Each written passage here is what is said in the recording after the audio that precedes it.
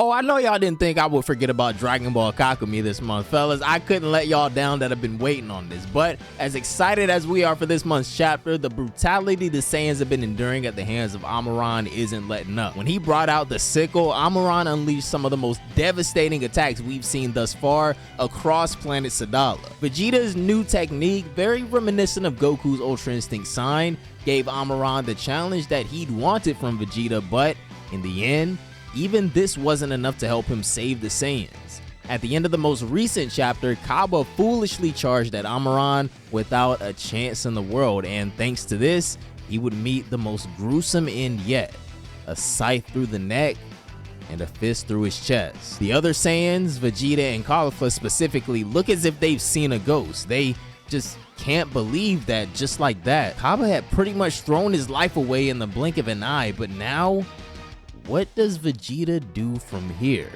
Guys, as always, the original creators of Dragon Ball Kakumei will be linked down below in the description and comments.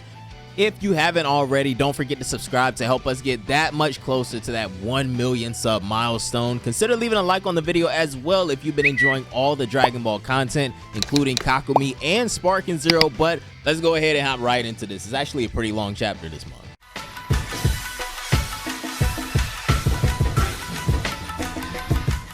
Amaran has gone too far in chapter 29 of Dragon Ball Kakumei, with the first thing he does being ripping Cabba's heart from his chest and holding it in his hand for all to see like he's an Aztec or something. Across the battlefield, Caulifla roars in distress and anger, and for whatever reason, looks like she's about to make the same mistake as Cabba, charging in on Amaran in a fit of rage. Amaran responds by shooting a finger beam at her, but Caulifla scoffs at an attack like this, asking Amaran just what does he take her for, an idiot or something? All of a sudden though, she realizes that there's not just one, but two beams headed her way. The first one was hiding the second one, almost like I think it was the Shadow Shuriken Jutsu from Naruto. Noticing this too late though, Caulifla would take a piercing blow to the hip from Amaran's attack and fall out of her transformation.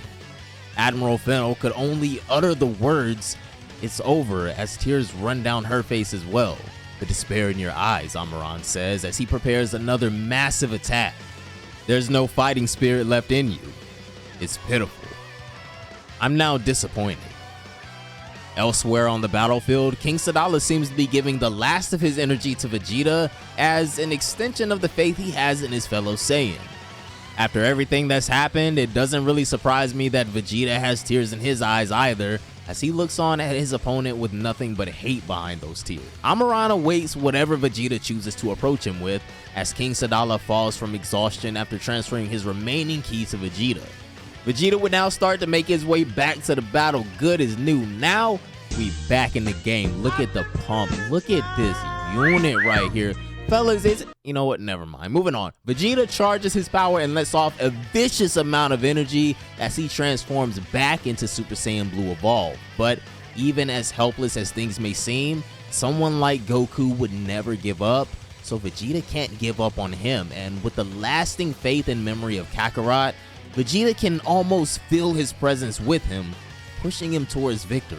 For all of the Saiyans that have perished here, for everyone that I've failed to protect, Kakarot too, sorry. Vegeta's demeanor begins to change as he says that he already died and has literally been through hell, but obviously you haven't, he goes on. So I intend to show you a real taste of it. These two Titans engage in an intense standoff with the remaining Saiyans watching. For him, saving Son Goku is more than just a passion, Caulifla comments. She can almost feel the unbreakable determination in Vegeta's eyes. Such mental strength, Fennel states. All of a sudden, Vegeta and Amaran take off towards each other, with Amaran landing the first hit, a clean punch to Vegeta's gut. Vegeta just shrugs off this first blow though and gives Amaran a kick across the face in return. For him, it's all about honoring his destiny, Caulifla would finish as she continues watching Vegeta. The intensity picks up again as Vegeta starts to take control of the pace of the fight. Son Goku? So that's who Vegeta was talking about, Admiral Fennel comments. Yes, Broly replies as he hurries over with Cabba's lifeless body. Vegeta usually seems cold, Broly continues, but his only desire is to save Son Goku's life in turn.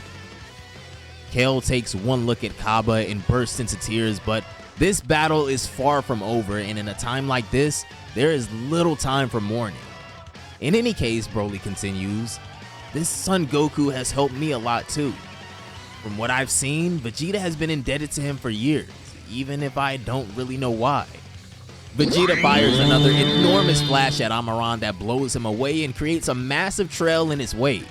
In the debris, Amaran walks forward from the smoke, cursing Vegeta, reminding him that he's got a punctured shoulder, multiple fractures, and your ki is almost depleted. It's getting real theatrical. How can you stand up still, he asks. Now, Vegeta looks terrible here, don't get me wrong, like he's on his last leg, but you're gonna have to kill him to get him to stand down against you. He kisses his teeth, replying, let me ask you again, he starts, but all of a sudden, Amaran surprisingly collapses, down to one knee and then both, before falling completely to the ground and rolling over on his back. Well, it's about time, you filthy jerk, Vegeta calls out.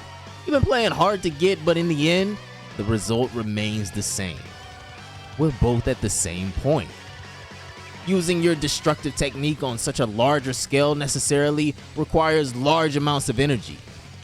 No technique is perfect, I must admit, Amaran says humbly now. No one but Lord Drommel has ever pushed me to such extremes, and that power you used. But one thing is for sure, the end is nigh. I'll remember this planet and its fighters, especially you, Vegeta of Universe 7, he goes as he extends a finger. Vegeta warns him to not use the last bit of strength he has and get over here because something tells him that those 2 minions of his would miss him. Amaran foolishly expels the last of his strength to try and shoot Vegeta, who effortlessly dodges. No need for Ultra Instinct. Vegeta charges in, reeling a knee back as he grabs Amaran by the back of the head and crushes his ribs with a vicious knee. At this point, Amaran can't even stop himself properly from flying away thanks to that attack, and now looks completely helpless on the ground. A complete 180 from a few chapters ago when he was tearing the Saiyans apart. Vegeta continues walking towards him. He tells Amaran that ever since his arrival here, you've done nothing but sell yourself as the new god of destruction of Universe 14. Yet, you seem to forget that you're nothing more than a spare will for the deities. You're not an immortal being, he says. Amaran grits his teeth as he can't believe he's been defeated here like this. Lord Drommel has set his sights on me. Me, Amaran. I was only a lost being who now rubs shoulders with the divine. I was chosen by the highest authorities. I have received the blessing of the gods. This is when Amaran begins to have an explosive outrage of ominous ki, causing Vegeta to actually take a step back now. What? How can he? Vegeta thinks to himself, but Amaran vows that he won't lose to what he used to be. To lose to what you used to be? Excuse me, Vegeta says angrily. You who sit above it all have no idea what drives us mortals to fight every day, he roars at him. Amaran howls Vegeta's name in hate, but Vegeta silences him immediately, forbidding him to speak his name. It's at this point that Amaran takes off flying into the sky until he comes to a stop in space above planet Sadala. He takes aim down below and begins charging that ominous ki again. Vegeta begins preparing an attack of his own in his fist without so much as taking his eyes off of Amaran. Once I'm finished with you, I'll free my allies and hasten your end. It's only a matter of time, Amaran says. Yeah, this dude is definitely in some type of denial or something. I don't know, this is sad now. Vegeta, within the blink of an eye, appears before Amaran in the sky, even to the god's surprise, saying, "And you honestly think I'm gonna let you do as you will?" It's at this moment, Vegeta delivers the most vicious punch of the entire fight, freezing Amaran and crushing any remaining strength he had left in the process. He gets sent hurtling into the surface of the moon from that blow from Vegeta and plastered within the crater. This is impossible, he screams out in defeat, and hey, this is starting to look a lot like a One Punch Man chapter for real now. Like, damn, these guys are good, man.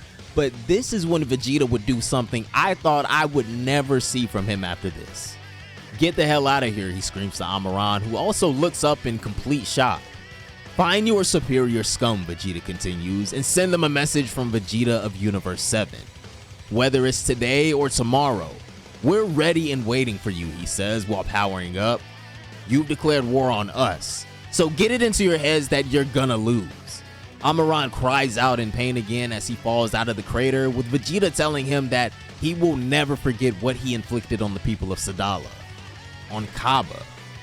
"I'll never forget it. So train as much as you like. This humiliation will haunt you for the rest of your life. Pray you never cross my path again. You've overestimated your own nature. You are and will always be a mere mortal," Vegeta tells him while surprisingly sparing his life. "Apparently I don't have much choice," Amaran utters in reluctant agreement. "I'm gonna leave this miserable planet, but I'm telling you right now, Saiyans will disappear from the multiverse in the very near future. Enjoy your last days of peace, Vegeta." Vegeta extends his hand and starts preparing one final attack. "You're drained of all energy," Amaran says, "and the slightest attack will doom you." Vegeta was seconds away though from firing his Big Bang attack when suddenly Amaran's staff is summoned, and before he's decimated, is able to presumably escape back to Universe 14 thanks to the cube.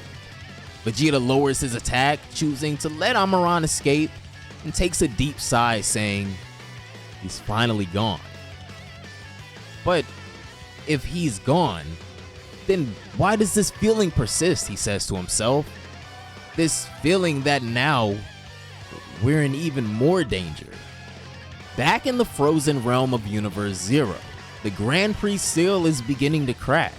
So much so that Kansei, the mother of the angels, seems to be able to move. That is going to do it for this one, fellas. And with that, the training arc of Dragon Ball Kakumei has come to a close. Next, the war arc starts, if I'm not mistaken, but Kakumei is going to be taking a 2-month break with everyone enjoying the summer, I assume. The next chapter and the next arc begins in September, so make sure you're subscribed to the channel, because if the war arc is about to begin, then you fellas know the place to be. But anyways, have a great day, and I really hope you all enjoyed this chapter. Be sure to go and support all the creators of Dragon Ball Kakumei as well. These guys are amazingly talented. Links will be down below in the description. And I will almost certainly see you guys soon enough with some more Dragon Ball Sparking Zero. But have a great day. And I'm going to see you all in the next one. Bye, guys.